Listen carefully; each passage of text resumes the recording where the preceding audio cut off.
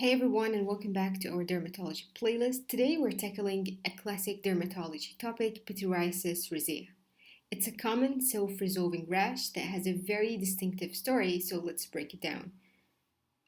To make it easy for you to follow along, just download our cheat sheet from Visceraverse.org, go to Sketch Library page, go to the dermatology category, and simply download it for free, and let's get started.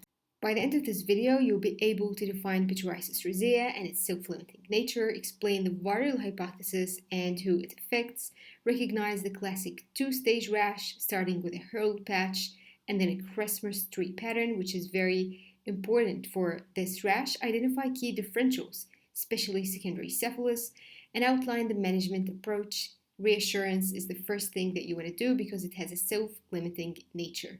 So what is Pityriasis rosea?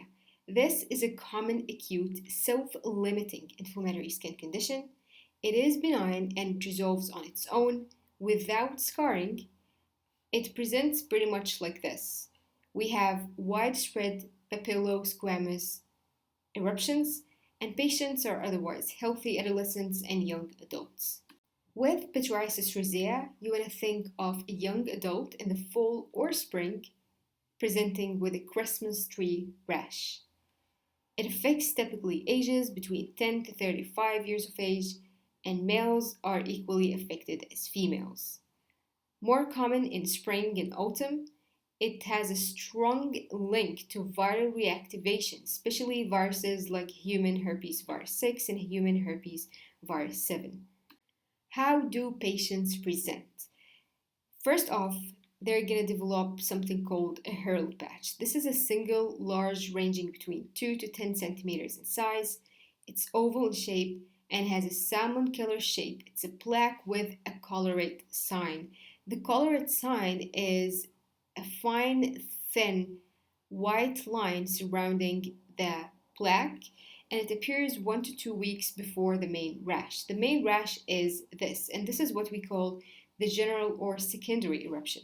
So first we have this Herald's patch, and then after 1 to 2 weeks, it's going to progress into a secondary eruption. Here we have dozens of smaller, similar plaques that follow skin cleavage lines or Langer's lines on the trunk, creating a Christmas pattern or a Christmas tree pattern. So again, we said that we start with a typical big Herald patch, looks pretty much like this. It happens 1 to 2 weeks before the main rash, the secondary eruption, and an important key feature to differentiate from other things is the colorate scale. It is a white band of scale attached in the center and free at the edges. This is how it looks, and this is a smaller one that typically appears when we have the secondary eruption. The general eruption, this is the main event here. 1 to 2 weeks after the big Herald patch, which was ranging from 2 to 10 centimeters, the patient will have many copies of this Herald patch ranging from 0.5 to 1.5 centimeters. They are distributed on the back of the patient and they form something that looks pretty much like a Christmas tree. It spares technically the face, the palms, and the soles, and mainly we see it on the trunk of the patient.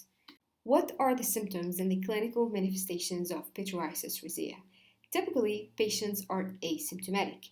However, 25% of the patients can present with mild to severe pruritus, aka itching. There are also atypical variants of Pityriasis rosea, so it doesn't appear on the trunk. It could appear as inverse Pityriasis rosea. This is where we have the rash classically presents on the armpits and the groin. The vesicular Pityriasis rosea, the lesions have tiny blisters, and this is tend to be more common in kids. So as we discussed earlier in our dermatology playlist, one dermatologic condition can be mimicked by many other conditions, and therefore we need to keep in mind a list of the top differential diagnoses.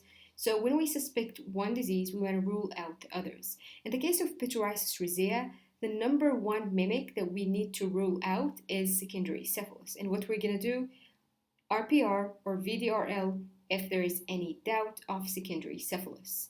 Tinea corporis. If only Herald patch is present, you want to go with KOH prep and if it's positive, that indicates Tinea corporis. Gottat psoriasis. It looks like this. There is thick, silvery scale and history of a strep throat. Numerous eczema. Intensely itchy, coin-shaped crested plaques. And a drug eruption, for instance, this lacks a classic pattern, the Christmas tree pattern that we see in Pityriasis Rosea, and in this case, I want to check the medication history of this patient. Diagnosis is primarily clinical based on the story and the rash. Tests are only done in case we mimic some other diseases, like potassium hydroxide mount, I want to rule out Tinea, and RPR, VDRL is when I want to rule out Syphilis. The management. Reassurance is your first step because it is self-limiting and it's going to resolve in 6 to 8 weeks with no scarring, which is a good thing. So we want to reassure the patients that it's going to go away on its own. We said that 25% of the patients may present with pruritus, whether it's severe or mild. For symptomatic treatment, I can go with topical steroids and oral antihistamines as a first line, and if the pruritus is very severe, we can go with short tapering course of oral corticosteroids. That's it for Pityriasis Rosea, a very simple topic and a simple disease with a self-limiting nature that could be worrisome to the patients. So the first step in management is reassurance. This is the cornerstone therapy. The number one differential diagnosis we're going to keep in mind is secondary syphilis. This is also called as the great mimicker. Treat the symptoms with topical steroids and antihistamines if the patient presents with pruritus. That's it for today, guys. I hope this video helped you understand Pityriasis Rosea. Don't forget to get your free PDF from Visceraverse.org, subscribe for our next video, and follow us on Instagram for more. See you in the next video.